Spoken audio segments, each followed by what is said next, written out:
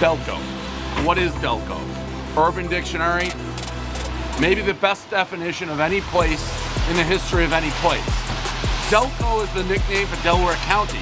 Not just a place to live, it's a way of life. Delco isn't something you obtain with a short visit while you're passing through. Never has been, or don't actually live here, you just won't understand. Delco is something you can spot across the bar while out of town. Speaking of bars, there's 42-to-1 ratio when it comes to bars to libraries. Delco people love being from Delco. I don't know if there's anything special from Delco, except being a Delco guy, I kind of like it. What is up, Delaware County? Welcome back for another high school baseball preview episode. Brennan Ricciardi here, a very proud Strath Haven baseball alum, here with my Strath Haven guys, Jasper Hals, Atticus Bean, Quinn, Jell. Gentlemen, thank you guys for coming on. How you doing? Doing good. Thanks for having us. Doing good. Of course. If you haven't checked out, I went on Jasper's podcast, the Panther Pod, about 2 weeks ago. Just Spotify and Apple, right? Yeah. Little role reversal here. So happy to have you guys in. Wanted to kind of start off, if you don't mind, just talking a little bit about last year before we get into this season. I'd love to hear kind of your overall thoughts just from start to finish, just the good and the bad from the year. Well, obviously it wasn't our best year. I think one thing that we did have, even if we didn't win every game, is I thought our team was really tightly connected and very strongly bonded. Practices are always fun. I think obviously we got to step it up a little bit from last year on the offensive side of the ball. I think we definitely found it towards the end of the year, which was our problem going into that Chichester game. I think we had a little bit too much built up, too much, maybe confidence, overconfident for sure. Because that Phoenixville game was so fun. That was everything about it was just perfect almost. Even at the end of the year, ups and downs for sure, up and down year. But the chemistry, like Quinn said, was definitely there. And I think that'll definitely come back into this year for sure. Yeah, I think it's about carrying the best things over from last season to this season, especially in the Phoenixville game. We hit really well with runners in scoring position, which didn't carry over to Chichester, but if that's something we can do great this year, that'll be a huge benefit. And on the pitching side of the ball, not as much from last year coming in this year, but try and work with everyone else and I have the experience and get everyone ready for this year.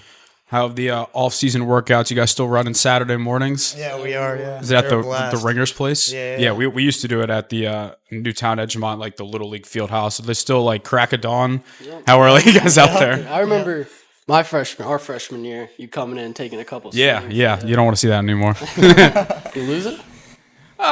Did I ever have it is the real question. No, but I think once you get older, you realize those hips start to get a little tighter. You really gotta loosen up. But how has that been just in terms of kind of building the team culture? Like you said, a lot of new faces just in general. Yeah, for sure. The younger guys are definitely the ones that have the most to prove this year. They all are, familiar with the program for sure, but a lot of guys without varsity experience that you see at Ascent or you see working out at the gym, just guys that put in the work, but we haven't seen their game yet. But I think a lot of those guys proving themselves in these Saturday workouts are what definitely builds into the decisions that the coaches have to make for the year. I think it's just a lot of fun. We just get to play baseball, especially doing lives. Bean hit a shot off me last week, or yesterday, I guess, but it's just smile, good work, and I know that's a pitch I can improve on. So it's just being able to work in a fun environment and get along better with them. And for me, and I think the energy at these Saturday morning workouts has been really good. It's hard to, one, get up and go, and two, want to be there. All the guys there really want to be there and they want to get better. So it's been good. Is the mustache going to add a couple points to the batting average this year? Probably, yeah. It's got to be a new addition. Jasper, for you specifically, you probably didn't go into last season thinking you were going to throw quite as many innings as you did, but with Luke Dancona getting hurt, you kind of got thrust into that. So how are you feeling now, having this offseason, knowing that you're going to be getting a ton of work this year? I'm ready to go. I'm ramping up, ready to start the season, and I feel like I've added a better changeup to my arsenal, so I feel like I'll be able to use that. But also, I know that a lot of younger guys don't have experience. So especially in Saturdays, being able to work with them and kind of show them like this is what works at a varsity level. As I got to experience that throughout the year, talking to Mr. Kane about how we're going to work through the year and getting my pitches ready so that I'll be able to throw efficiently with higher inning counts. Atticus, similar question for you. It took you a little bit of time to kind of work into that lineup last year.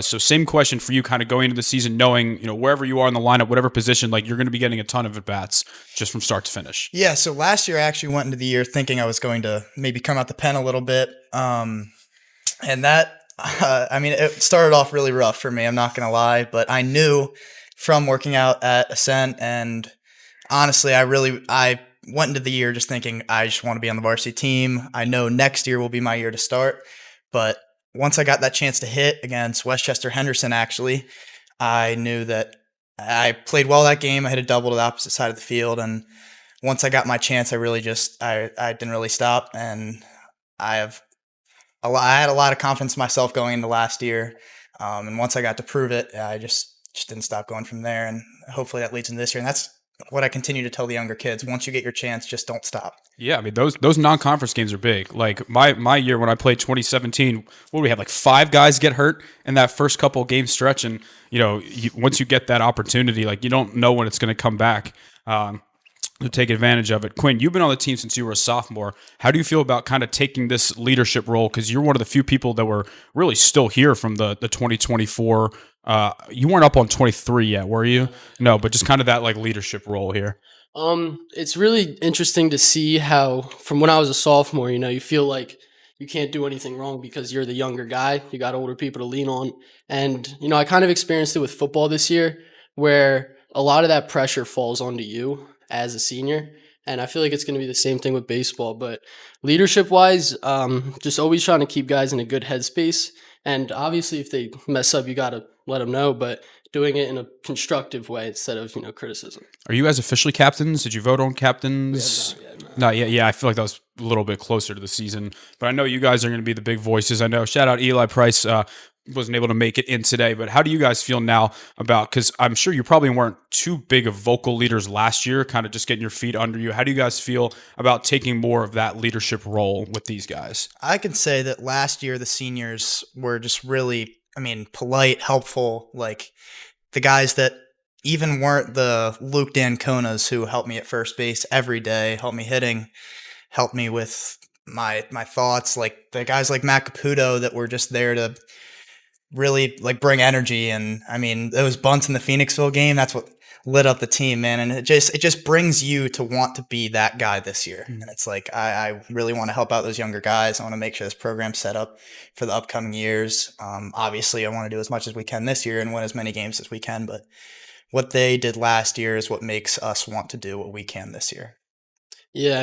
For me, I've played next to Ben Milligan, who I did for 3 years, and then football too, and he's a great leader. He was my leader at least last year, football too, and it was really good to learn from him because he's a great leader. We got one more Milligan still left, right? Yes, we do. What year is he? He's a junior. So let's talk just strictly on the field from a pitching perspective. Ton of innings replaced. Obviously, Luke's gone, Rob Matei's gone, Caden Schuster's gone. So obviously, Jasper, you'll be throwing. I imagine you'll get some more innings. Who else should we kind of expect to fill in for these innings? Asa Dancona for sure. He's a sophomore. I think Zach Wanke could throw some quality innings. Travis McDonough. They all looked good on Saturdays. They have good secondary pitches, which is important. They're able to locate the off speed, so that's who I'd hope to come in after me and kind of get the job done. Are they all sophomores? All of those, yeah. Right, yeah. I remember Ace is a pretty big kid too, right? Yeah, he is. Zach Milligan and Quinn too. Oh, let's go. Yeah. Zach Milligan too. Yeah. Hard thrower, nice curveball, different arm slot. So it's I think there will be a couple of unexpected guys that'll eat up innings this year and really surprise a lot of people. Yeah, it seems like good competition to have. Same question, a little bit more back on offense. Do we know? I can cut this if you want. Alex Silverian, any updates on what he's dealing with, or is it still kind of TBD? So he's got, what is it, the UCL? Yeah. He's out for at least until April. He needs surgery, so. Does he need surgery? Bummer.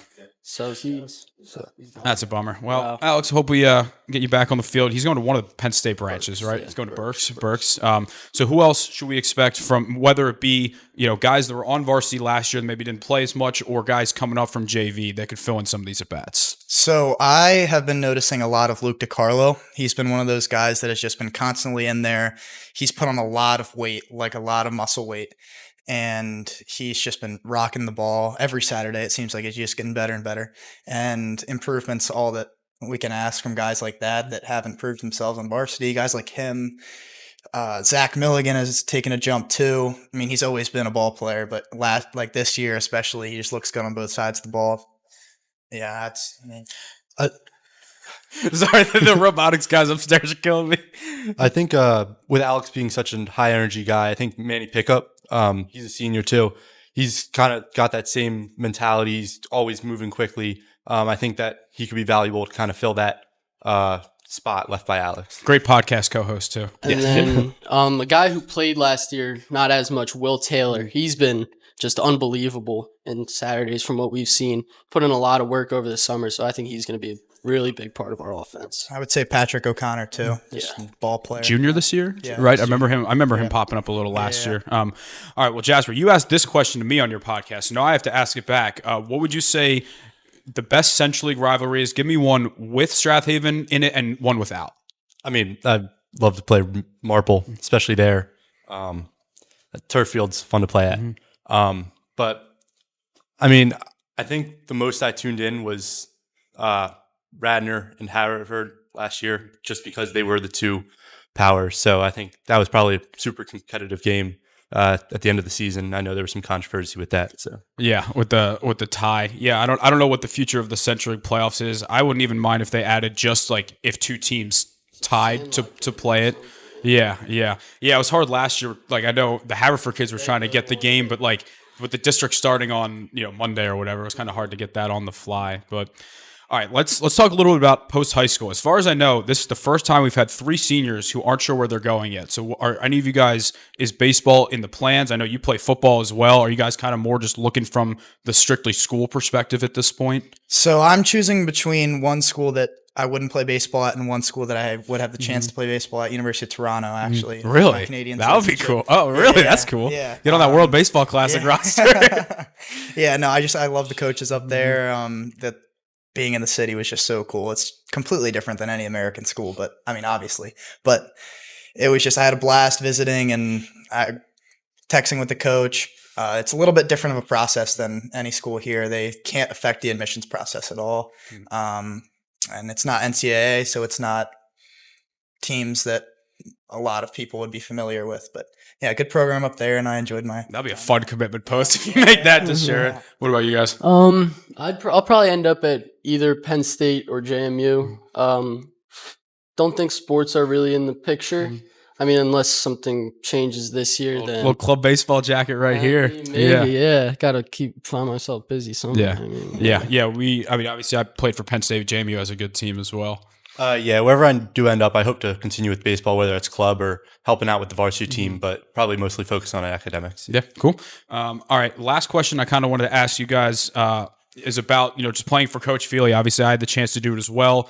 If you could kind of just talk about, what it's like playing for him, the culture around it, just what he's built for the last, don't need to age you too much, 20 or so years, we'll say. I mean, he's the best coach in the Central League, and it's really not that close. I don't think it's really close at all. And, as I said earlier, practices are always fun. Practices stay fun, but you're still getting better. You're still mentally tuned into what you're trying to get better at. And I think Fili does a really good job at keeping us all in check, letting us have fun, but then keeping us in check. There's just no doubt in him. It's like everyone has confidence in him. You never hear questioning. It's like you go out there, we practice the same stuff every day. You go to practice, you know what you're going to practice. You go into the game, you know what you're going to expect. He says every day if there's a mistake in game that we don't practice, that it's on him. And hasn't been a mistake in game that hasn't been on one of us. So it's pretty simple. There's no doubt in him. And there's really clear how much he cares about all the players beyond the baseball field. And we're able to talk to him. It's really easy to talk to him. So it's great to have him like in the dugout all the time and know that he really cares about how you're doing. How are the bunts looking in practice? We're getting them in. Yeah. I remember coming into coming into my senior year, like I mean, I'm pretty slow, so bunting was not usually a part of my game. But I remember Casey Rozier was our center fielder at the time, and he told me very quickly, he's like, if you can't get the bunt down, you are not going to play. So it doesn't matter if you've done it in the past. You're going to be getting them in. But all right, boys. Well, I appreciate you guys taking the time to come in. Best of luck. I'm sure we'll get out to a game. I haven't seen the new dugouts yet because we did the game of the week. You guys were at Radnor last year. So I need to go out and check out those dugouts. But appreciate you guys coming in. Thanks for having us. Thank you. Text me, don't caress me. I'm good. All right. Also joining the show, we have my former high school coach, Brian Fili. I don't believe your first time on the show, but I think your first time in person. I think we've had some Delco League stuff with you as well. But appreciate you coming in. How you doing? Good. Appreciate you having me. Of course. So what number official season is this for you with Strath Haven? Geez, I don't even know. I started in 2003 was my first year, so Take out the Where we COVID at? year. 23, Yeah, 24, 20 something like yeah. that. But obviously Upper Darby alum, Villanova alum. How did you get connected with this job? Were you a teacher first year or a coach first? So I was a teacher first. As a matter of fact, when I got out of Villanova, Jim Vankowski, who was the head coach here at Strath Haven, he had me come over and get a job at Strath Haven. And once I got the job as a dean assistant, I was getting my master's to become a math teacher as well. And he brought me over there thinking that, I could be the head baseball coach here one day. And that's what happened. So you were on his staff for a little first, or Bob Powell was the coach when I got there, and then Bob coached for a few more years, and then I got it about 2 or 3 years into my teaching career. So tell me a little bit about who all will be on the staff this year. Is it pretty much a similar group as it's been in the past? Yeah, same group. That's why I'm very fortunate to have Bill Kane, who's been my assistant for over 20 years. We know each other really well. We know what each other's thinking. We also have Coach Splain. He's a former player of mine. He's also back. We have Jack Ketson, who helps out with a lot of the technical stuff with Game Changer and things like that with the statistics. And our JV coaches are Pat Keaveney, and we have Ryan Saladino as well back. So it's been very helpful. When you have a consistent coaching staff, it makes a big difference. For the record, Bill Kane, best batting practice thrower in all of Delaware County. I mean, he could throw 600 pitches and ask, if you need any more. 1,000%. Unbelievable. All right. Well, similar to your players, I'd love to get things going, kind of talking about last season, just what your overall thoughts were. Obviously, losing Luke early in the season hurt, but just how did you feel like the team responded throughout the year? It went well. I mean, obviously, it ended in a disappointing fashion there at Chichester. But, when you lose the caliber pitcher of Luke, it makes a big difference when when he can eat up 6-7 innings in a game, and then then you're allowed to get, go to your number 2 and your number 3. But 70% of our innings last year we're actually losing. The 70% of the innings from last year's season we're actually losing for this coming year, and most of those innings that weren't the 70% were Jasper's innings. So it's going to be a change for sure. But we just got to build on and learn from from the mistakes we made, and learn from, and hopefully that they have a better good attitude coming in, and we learn from it. So from the outside perspective, it kind of feels like this is the start of, I wouldn't say new era, but just like a new core. I don't think there's anybody left from the 23 team. I don't know if you had any freshmen on that roster, but does it kind of feel that way to you, that like this is the start of just a new group? Yeah, and I think that kind of helps. I think last year made it difficult. I think they played under a lot of pressure, I think, because the previous year they were, the team was in the state championship, and I think that they felt like they had to get back to that.